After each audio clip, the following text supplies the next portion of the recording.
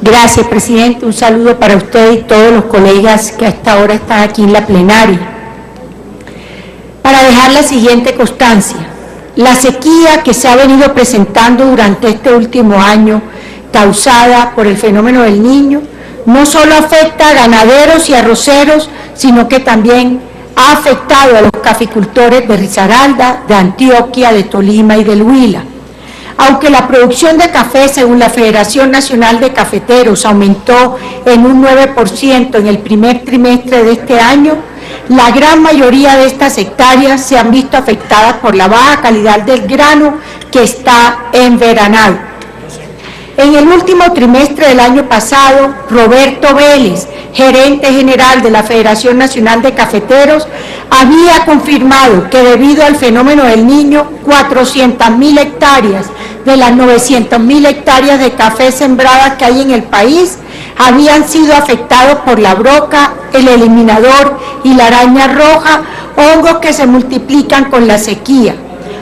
Hoy, y según el mismo doctor Roberto Vélez, ya no son 400.000, sino 700.000 hectáreas que están afectadas. Se calcula que se perderían entre 800.000 y 1.2 millones de sacos, que equivaldrían a cerca de 200 millones de dólares. Hasta ahora va a comenzar la cosecha de Mitaca y el déficit hídrico dejará su impronta.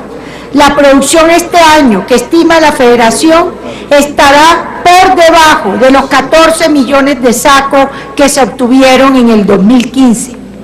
Por ejemplo, en el municipio de Santuario, en Risaralda, según el propio alcalde, se perdería entre el 75 y el 80% de la producción de café, lo que dejaría a los cafeteros en las tablas.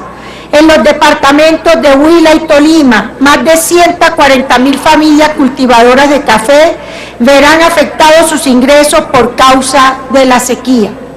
Le hago un llamado al Ministerio de Agricultura, al Ministerio de Hacienda, para que acompañen en estos momentos de empobrecimiento y angustia a los caficultores, revisando las condiciones de la cartera crediticia, del acceso a los fertilizantes, de la vinculación de mano de obra y, por supuesto, de cómo paliar las pérdidas de ingresos que están teniendo.